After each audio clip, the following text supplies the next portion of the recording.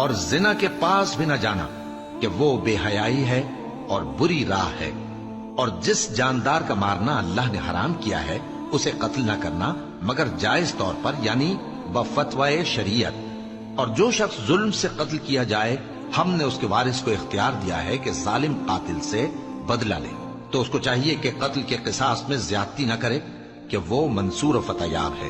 اور یتیم کے مال کے پاس بھی نہ پھٹکنا مگر ایسے طریق سے کہ بہت بہتر ہو، یہاں تک کہ وہ جوانی کو پہنچ جائے، اور عہد کو پورا کرو کہ عہد کے بارے میں ضرور پرسش ہوگی، اور جب کوئی چیز ناپ کر دینے لگو تو پیمانہ پورا بھرا کرو، اور جب تول کر دو تو ترازو سیدھی رکھ کر تولا کرو، یہ بہت اچھی بات اور انجام کے لحاظ سے بھی بہت بہتر ہے۔ اور اے بندے،